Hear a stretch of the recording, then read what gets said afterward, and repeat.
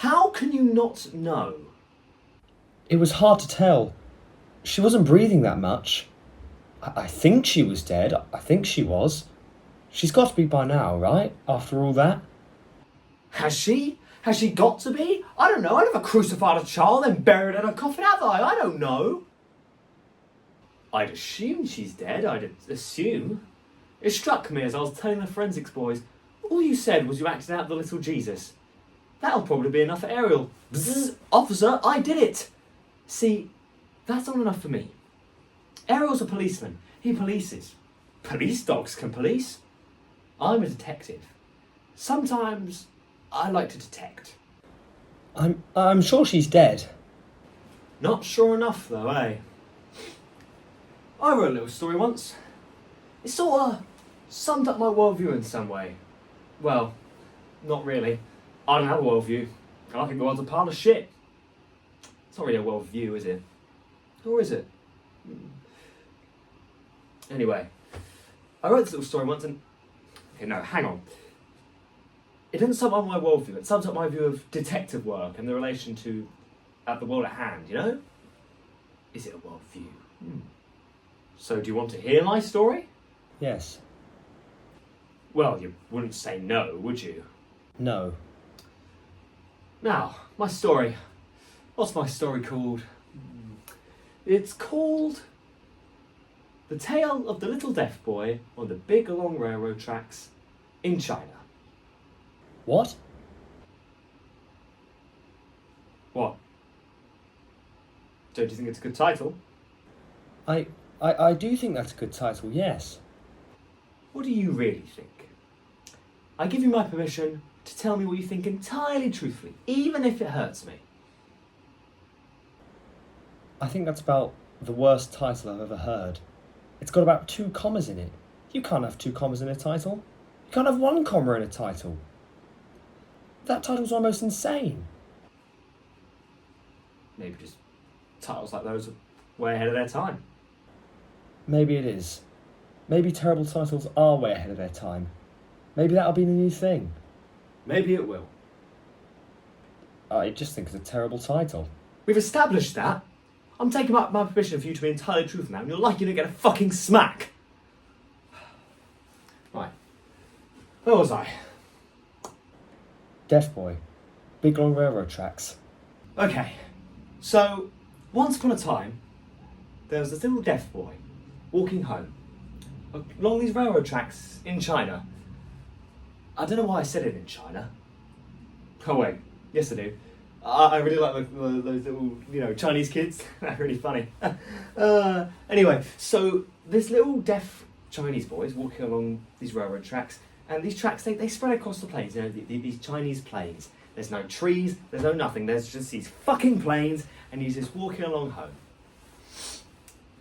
And maybe the boy's a bit retarded too, because this train comes thundering along, this big fucking train comes thundering along, and he's not going to hear it, and he's walking on the railroad tracks. That's fucking dangerous, he's going to get fucking squashed. So, yeah, maybe he is a bit retarded. Okay, so this little retarded Chinese deaf kid is walking along these railroad tracks, and the big fucking train comes thundering along.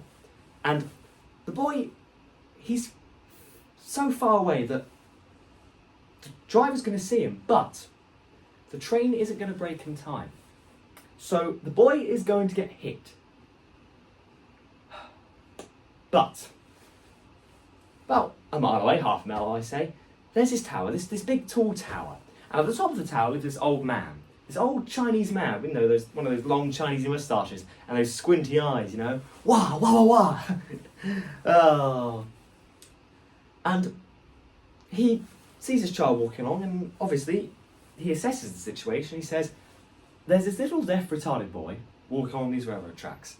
Obviously, that boy is going to hit the train and that boy is going to get squashed. So, naturally, he assesses the situation. How did he know the little boy was deaf?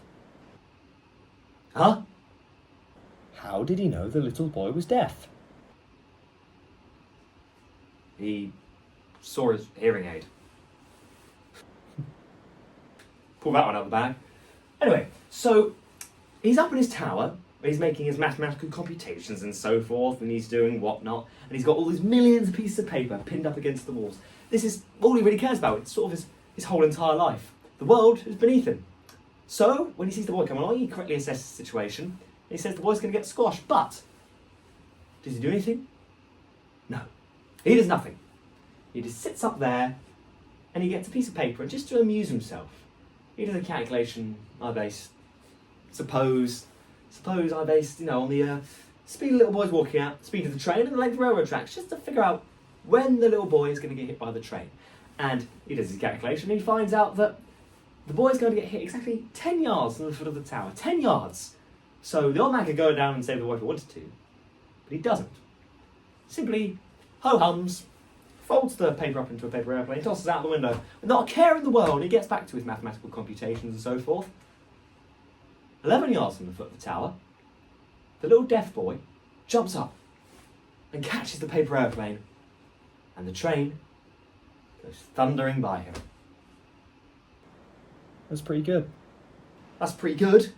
That's better than all your rubbish put together. 101 ways to skewer a fucking 5-year-old.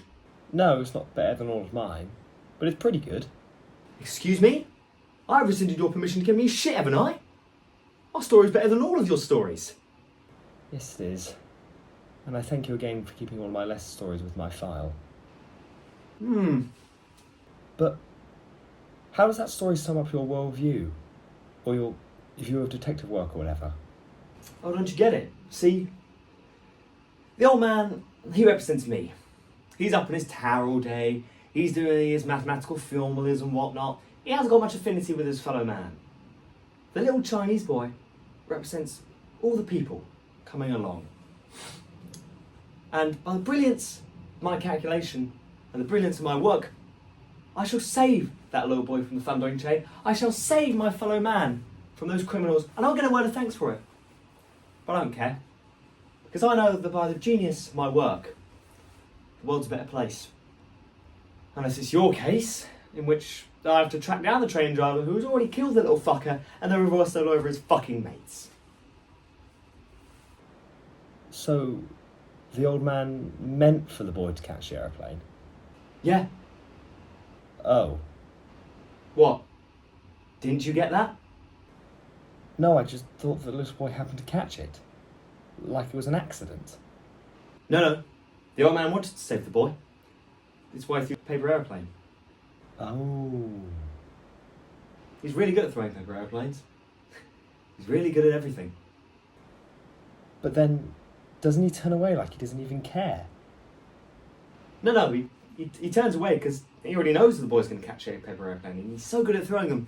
And because he's a genius, he thinks, ooh, little retarded boy, they love paper aeroplanes. Wasn't that made quite clear? I think it could have been a bit more clear. Hang on, I'm not taking fucking literary advice from you. No, I was just trying to... I think you could have made it more clear whether the girl you butchered 3 days ago was fucking alive or dead. I think that could have been made more clear. Now, I'm going to get really angry in a minute and burn all of your stories regardless of what promises we've made you. Please, Tupolski, your story was really good. My story was better than all of your stories. It was better than all of my stories. And it was clear that the man wanted to save the child. It was completely clear. You only didn't like it because the little boy didn't fucking die at the end. I do like it, Tupolski, and this isn't anything to do with anything, burning my stories or anything. I do like it. I would have been proud to have written it. I would. Yeah? Yeah. I wasn't going to burn these stories anyway. Man keeps his word, I keep my word. Ah, aren't we all cosy?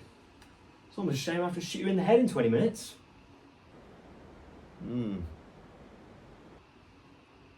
No. Some of your stories were quite good. I did like some of them. Which ones? There was something about the Pillowman that stayed with me.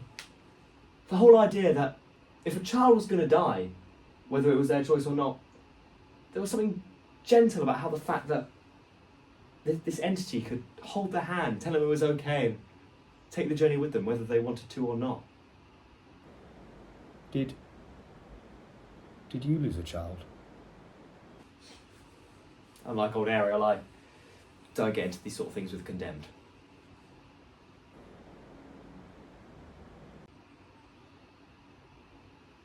Son drowned. Fishing was silly. What happens from here on in? Well, we get the word back about the mute girl. We take you to the next room. We put the hood on. We shoot you through the head. Why the room next door? Why not in here? The room next door, it's easier to mop up. Do you do it out of the blue, like just out of the blue, or do you give me a few seconds to say a prayer or something? Well, first I sing a song about a little pony, then Ariel takes out his hedgehog, and depending on the size of the hedgehog, you've either got 13 or 27 seconds left to live. If I'm going to do it out of the blue, I'm not going to fucking tell you I'm going to do it out of the blue, am I? Jesus!